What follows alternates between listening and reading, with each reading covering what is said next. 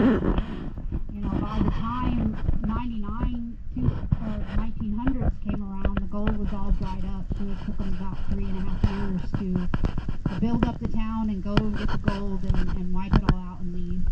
So this town has been a tourist town ever since. It's 1900s.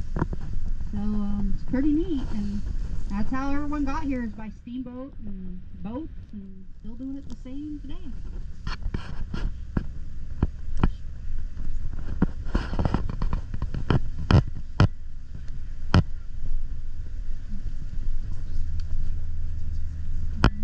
Okay, say bye to Canada, everyone. Maybe we'll visit. Very short visit.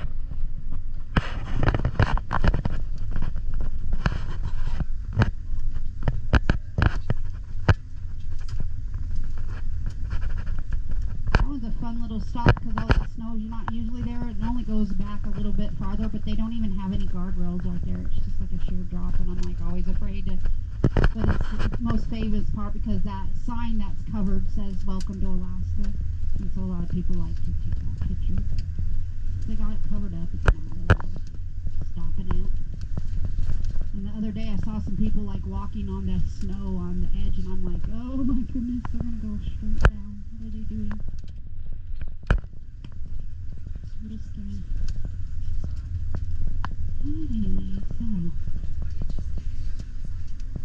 so they cover it to protect it from the snow during the winter, and so once the snow starts melting in a couple weeks, they'll take that extra wood off, and then you can see the actual part where it says "Welcome to Alaska."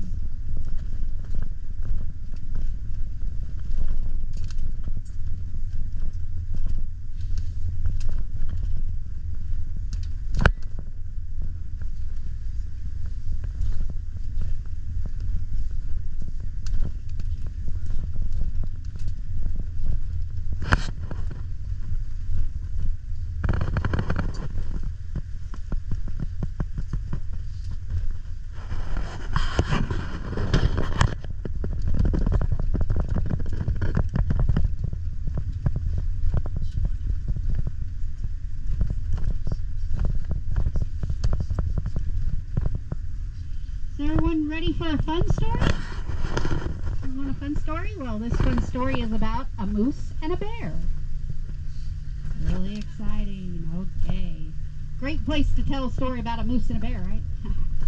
Okay, so actually back in the day, when they started doing tours just like this one, there was a gentleman that decided to come to Skagway and buy a few buses, and his slogan was wildlife adventures, which means that he was guaranteed that if you went on a tour with him, that you would see wildlife. But of course, who can promise that? You know, the animals aren't on a schedule. They're on their own schedule. They hibernate, they migrate, they come out when they want to. But at first he was doing just fine, and then realized that, you know, the winter was harsh and the animals weren't showing up as much, and he was trying to figure out a way to save his business. So he decided to, sorry folks, I'm trying to let the engine take us down. We don't want to overheat the brakes. But anyway, so he decided that he was going to come up with this plan to trick people, and he went to one of his drivers and said, hey Bill, you know, you're no longer a driver, you're going to be a moose.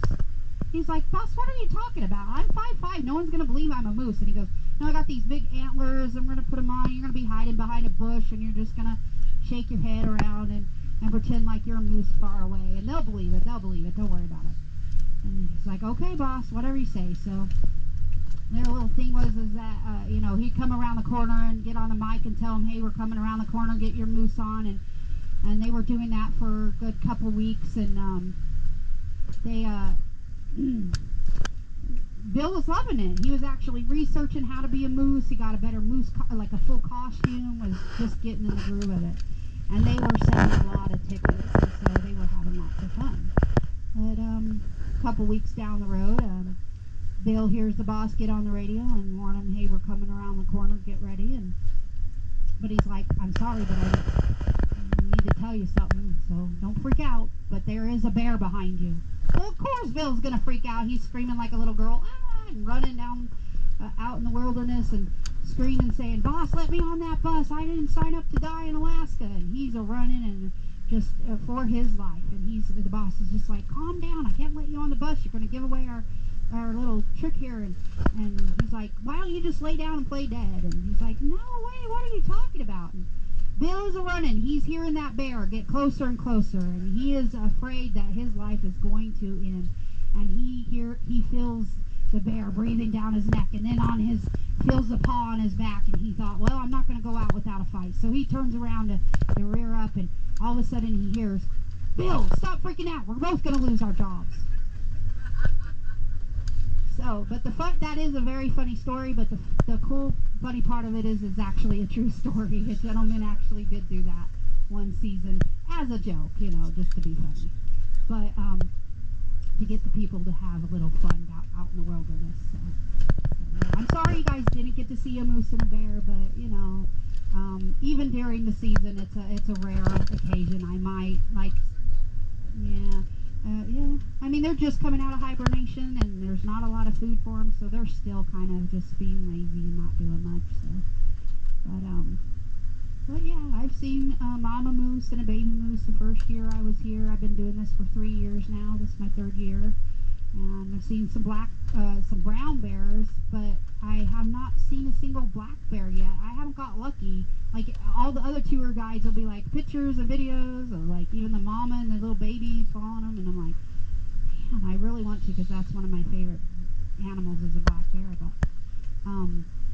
But nature and wildlife has really been outlet for me in my life, and being older now, and I've raised my kids, and I always thought, oh, I want to be adventurous. I want to see the world that I'm a part of. It's just been a core thing about me is knowing the planet that I live on and appreciating it. So this job has been really awesome for me. I think I found my calling, and so it's been really cool. And even though this is my 3rd year and I really love it here, I think next year I'm going to try to find some other place to go. I've never been to Hawaii, so I thought, hey, I can go drive buses in Hawaii. That'll be cool. Or find some other part of Alaska or part of the world to drive tour buses in. So I think that's what I'm going to do. So it's pretty cool. But anyway, so yeah. Let's see here. Try to tell you guys another story,